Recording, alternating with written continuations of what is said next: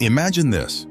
A runaway trolley is speeding down a track, heading straight towards 5 people who are tied up and unable to move. You're standing next to a lever. If you pull it, the trolley will switch to a different track, where only one person is tied up. What would you do? Would you pull the lever to save the 5, knowing it would sacrifice the 1?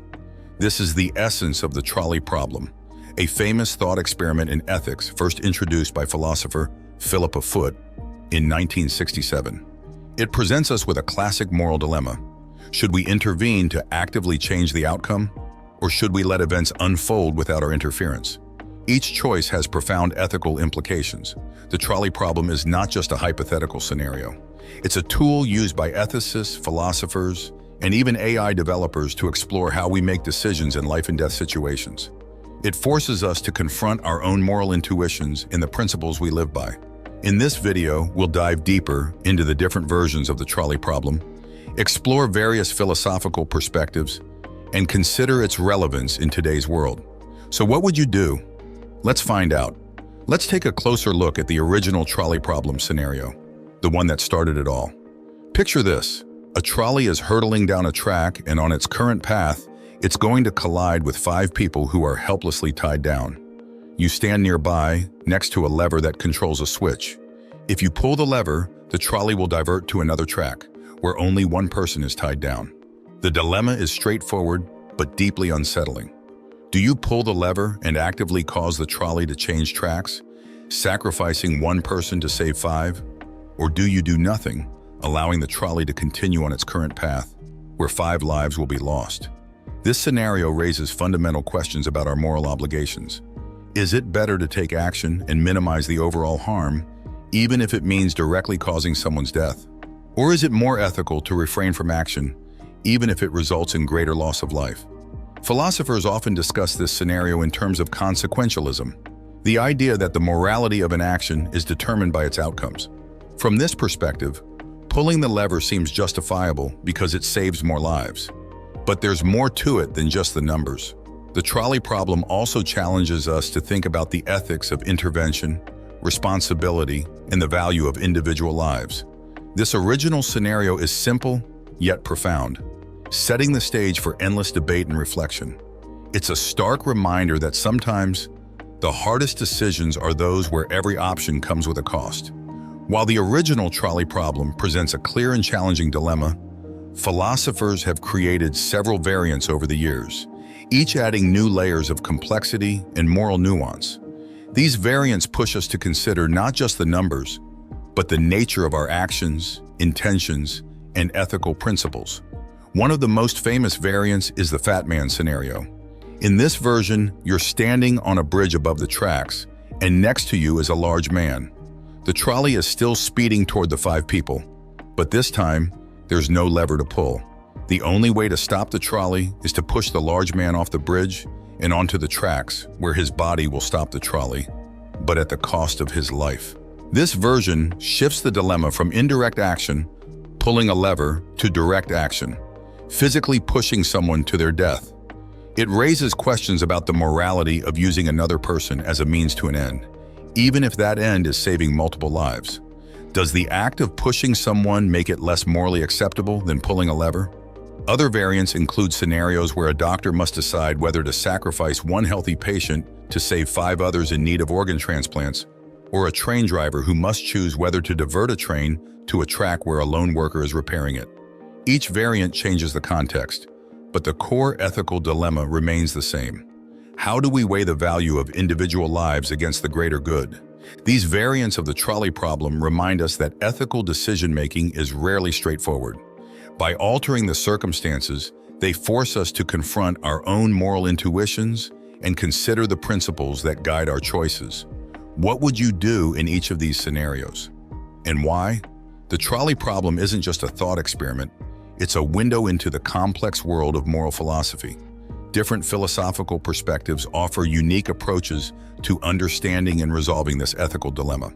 Let's explore 3 of the most influential viewpoints: utilitarianism, deontological ethics, and virtue ethics. First, we have utilitarianism, a philosophy championed by thinkers like Jeremy Bentham and John Stuart Mill. Utilitarianism is all about outcomes.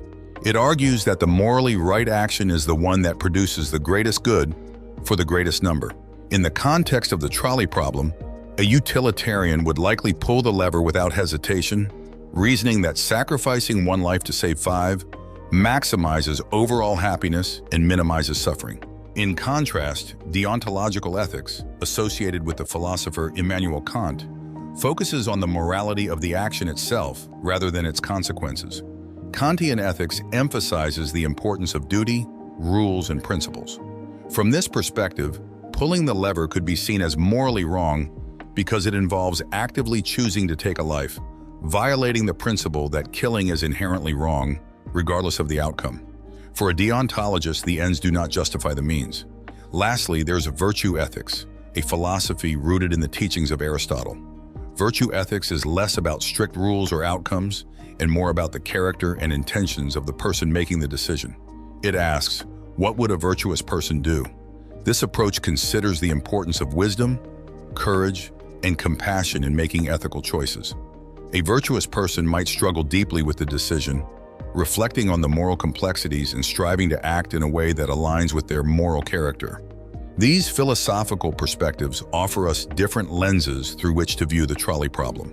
Each one challenges us to think critically about our moral values, the principles we hold dear, and how we navigate difficult ethical decisions. So which perspective resonates most with you? And how does it shape your response to the trolley problem? The trolley problem isn't just a theoretical exercise confined to the pages of philosophy textbooks.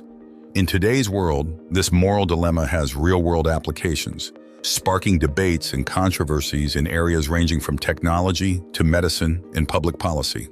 One of the most prominent modern applications of the trolley problem is in the development of autonomous vehicles.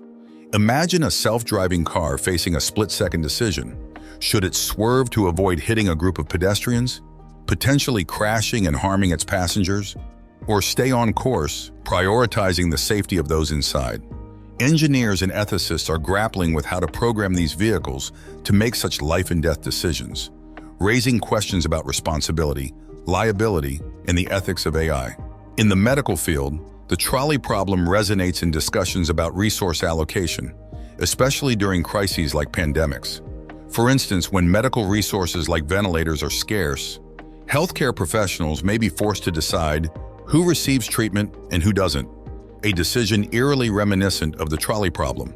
The ethical dilemma here is whether to prioritize saving the most lives or giving each patient an equal chance, regardless of their odds of survival.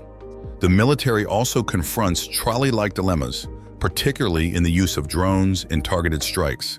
Commanders must decide whether to carry out an attack that could eliminate a high-value target, but might also cause collateral damage, endangering innocent lives.